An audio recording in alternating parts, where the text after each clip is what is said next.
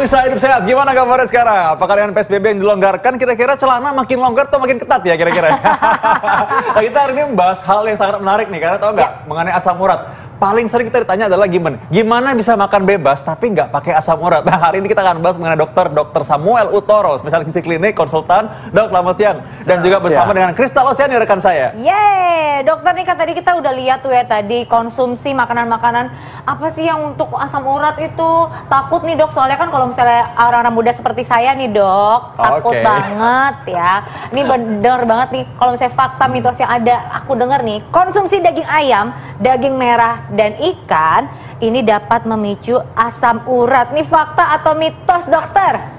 Fakta. Aduh, kita makan apa dong? Tar dulu ada kalau pemirsa kalau kebanyakan. Kalau kebanyakan. Iya, tapi kalau dalam ukuran misal makan ayam 1 potong. Segini nggak apa-apa nih dok ya? Iya, ini 1/4 ekor kan? Silakan.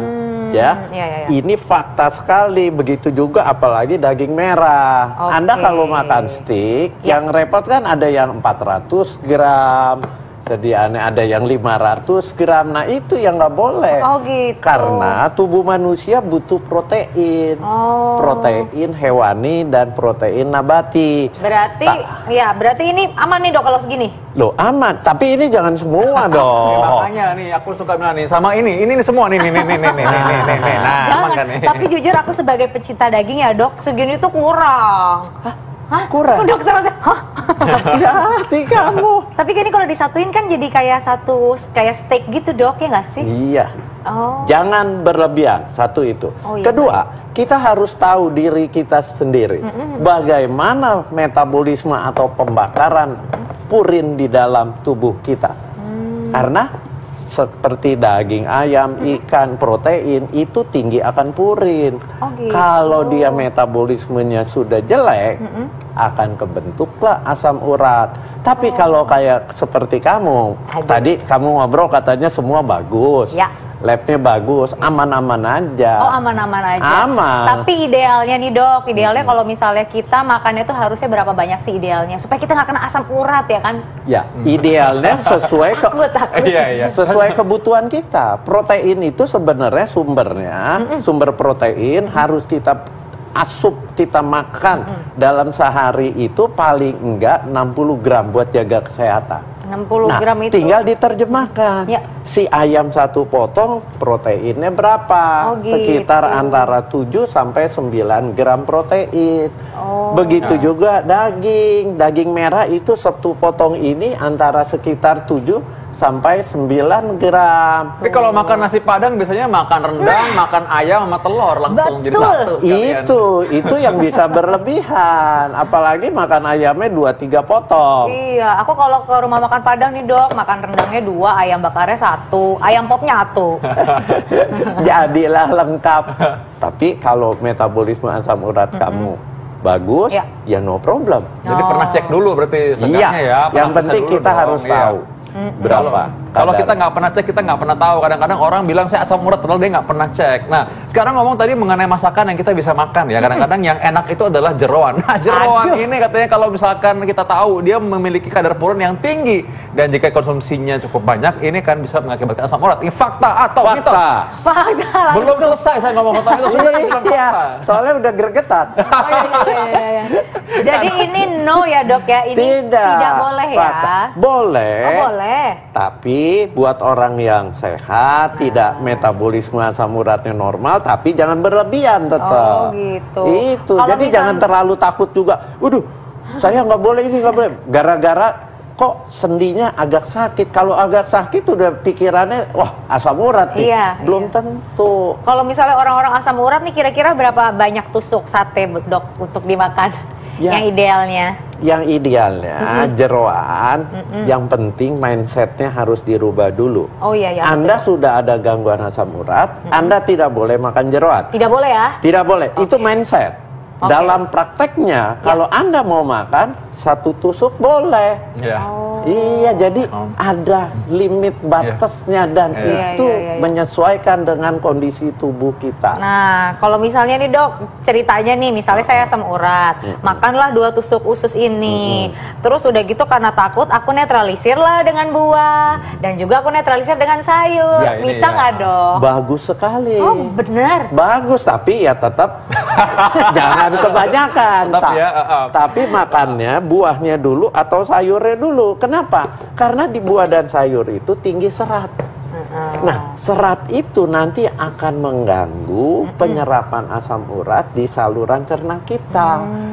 Ganggu penyerapan gula, ganggu penyerapan kolesterol, lemak jahat. Jadi makannya buah dulu atau sayur dulu, baru dimasukin. Nah, ini jangan sampai nanti di-cut ya, nanti dibilang kalau ini oh boleh semua makan boleh nanti ya. Tadi ada syaratnya ya dan ketentuan berlaku. Nah itu dia, sehat tuh pasti mahal katanya, tapi kalau sakit lebih mahal lagi ya. Tadi kita tahu ya namanya Tofus atau Tofi itu kalau misalkan, jangan dibalik itu Vito ya, Tofi ya. Tofi itu kalau kita lihat adalah benjolan atau sepancap seperti benjolan di dalam ujung jari-jari kita, dan itu akibat dari asam urat yang tinggi. Dan tadi ingat juga bahwa orang takut sekali namanya orang kalau gagal ginjal karena bisa bengkak-bengkak, nanti hipertensi dan lain-lain. Nah untuk mencegah semua itu sebenarnya gampang. Kita tahu aja bagaimana cara kita membatasi diri makan makanan yang mungkin menyebabkan asam urat. Nah Kristal, kira-kira apa nih yang mau kita bahas dengan dokter Sam lagi? Ini sih katanya nih dengar-dengar nih supaya kita terhindar dari asam urat ya, sebaiknya hindari konsumsi sayuran yang berwarna hijau tua. Nih saya lagi nyari hijau tua. Nah ini dia. Bener nggak sih fakta atau mitos sih dokter? Hijau tua, contohnya kangkung. Tuh. Mitos kalau Anda ada gangguan asam urat tapi kadarnya nggak terlalu tinggi, hanya 7. Ya, tapi buat pasien-pasien, orang-orang yang ada gangguan asam urat, kalau dicek asam uratnya di atas 10, itu menjadi fakta. Itu menjadi bagian yang harus dihindari. Emangnya asam urat kita tuh batas normalnya berapa sih dokter? Biar batas normalnya itu cuma 6, kalau wanita 5,4. Oh, wanita 5,4 lagi. Iya.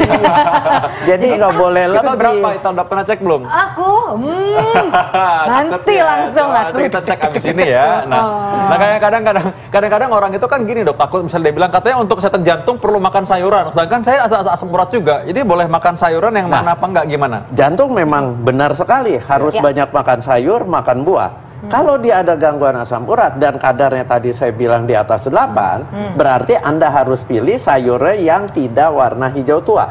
Seperti apa? Nih, yang putih-putih. Oh gitu. Semua. Berapa banyak dok? Bebas kalau banyak kan boleh bebas. Iya. Yang penting pemirsa di rumah harus tahu kalau misalnya Anda itu adalah mempunyai penyakit asam urat, jangan mengkonsumsi sayuran berwarna hijau tua ya. Yang terlalu tinggi kadarnya. Ada catatannya lagi. Tuh, garis bawah yang terlalu tinggi kadarnya. Pokoknya yang amannya adalah sawi putih, sayuran berwarna putih. Nah, kalau misalnya merah-merah gitu dok? Boleh. Yang lobak merah dok, nggak apa-apa. Silakan. Nawar mulu nih. Maklum, ibu-ibu kan sukanya nawar. Tapi nih dokter, kalau misalnya kita ngomongin soal asam urat ya kan, ini nih makanan kecil-kecil cabai rawit katanya emping. Enak banget itu. Tuh, ya kan? Enak Enak banget. Apalagi pakai kecap manis dokter. Oke, gimana caranya makan emping tapi tetap aman nggak asam urat? Gimana dok? Gimana dok? Ini kelemahannya orang makan emping itu nggak bisa sedikit. Betul. Kremas terus dicocol sama kecap dimakan atau dikasih garam dikit dia makan. Nah, emping itu memang salah satu jenis tumbuhan yang tinggi purinnya. Jadi ini fakta atau mitos? Karena dia terbuat dari melinjo kan? Melinjo, nah, betul. Ini fakta.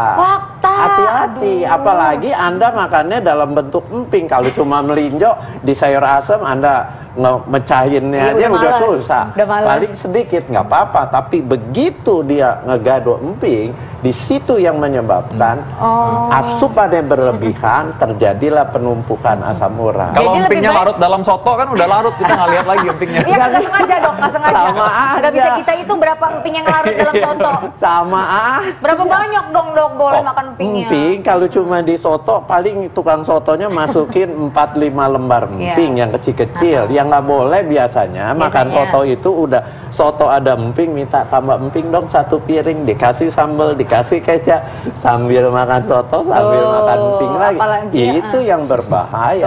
Apalagi nonton-nonton sinetron ya kan, ada wah sepiring melinjo pakai kecap manis. Pemirsa Hidup Sehat semua yang lagi sedang mangkuk toples emping, tolong masukin dulu semua ya. Aduh, oh ini dok, aku juga dengar-dengarnya dok, ini konsumsi kacang-kacangan nih bisa mengakibatkan sakit asam urat. Fakta atau mitos dokter? Mitos kalau dia yang tadi saya bilang, metabolisme asam uratnya normal. Jadi kalau buat orang-orang yang metabolisme pembakaran purinnya dirubah menjadi asam uratnya terganggu, benar makan kacang dibatasi, tapi misal Anda makan gado-gado kan pakai kacang. Iya. Boleh. Kenapa? Karena dia jumlahnya kan dibatasin. Yang nggak boleh itu nonton bola sambil ada toples isinya kacang kremas. Oh gitu. Kalau nonton basket boleh nggak dok? Sama aja. Basket juga lama. Kalau peye dok, peye kacang kan itu enak banget dok. Peye kacang kalau cuma peyenya 1 lembar seukuran gini boleh. Tapi kalau peye taruh di toples juga terus rasanya yang renyah garing, dia nggak berasa, kremas hampir setengah toples, itu yang nggak boleh peye kacang. Gitu. Oh ini jadi ayam kremes ya ini. Ayam kremes. Nah sekarang oke deh, tadi kan semua makanan yang memang kita udah curiga nih makanan nggak sehat, tapi kalau makanan yang kelihatannya sehat nih, tadi kan sayuran hijau udah, kalau buah-buahan warna hijau itu boleh nggak? Apakah itu aman dikonsumsi pada penderita asam urat? Ini fakta atau mitos? Boleh. Boleh. Boleh. Fakta jadi dok. Mitos dong. Mitos. Kalau dia boleh. Yang tadi kan bahaya kalau ada buah-buahan yang bisa menyebabkan asam uratnya tinggi. Nggak ada. Buah-buahan silahkan makan. Walaupun warnanya hijau ya dok? Semua aman. Apel warna hijau, makan nggak apa-apa. Kenapa? Karena seratnya juga dia tinggi. Tapi kalau misalnya kita udah kena asam urat nih dok, walaupun rasanya tuh agak sedikit nyeri-nyeri manja ya dok ya, itu katanya bisa ngilanginnya tuh dengan cara kita olahraga sama makan buah. Fakta bener gak sih dok? Nih langsung fakta mitos aja. Bener gak sih dok? Nggak bisa. Soalnya kadang-kadang nih dok, saya mau curhat nih dok, kadang-kadang nih dok suka agak-agak nyeri gitu, apalagi pakai heels ya kan? Iya. Itu sih cuma otot kakinya. Kamu dipijat-pijat. Jadi orang nih suka salah sangka nih. Ada kerasa pegel-pegel, linu-linu di kaki, di sendi, terus pikir, asam urat saya tinggi nih. Terus mulai dah menghindari makan. Enggak, bukan begitu. Yang penting Anda periksa dulu penyebab pegel-pegelnya apa, kayak Krista. Pegel-pegel mungkin aja, lihat aja sepatunya haknya seberapa tinggi. Itu pasti dia pegel. Habis pakai dalam hitungan jam. Jadi belum tentu asam urat. Jadi jangan takut, jangan keburu takut dulu. Kita harus tahu dulu kondisi tubuh kita bagaimana. Ya, pernah cek dulu. Itu usia aja kali mungkin kita lihat. Oke. Makasih dokter. Kita sekarang tahu bagaimana cara kita memilih makanan. Nah, habis ini tuh kita ada makanan yang memang katanya dari ramuan tradisional. Ini katanya bisa, kira-kira bisa nyembuhin asam urat nggak ya? Bisa nggak ya? Tapi katanya nih dia itu manis-manis kayak aku, ya kan? Nah, tapi ini rempah-rempah Indonesia yang legendaris. Nah, kita akan langsung meracik di meja hidup sehat yang pastinya ini untuk mengatasi berbagai penyakit. Kira-kira apa ya? Makanya jangan kemana-mana, tetap di Hidup Sehat.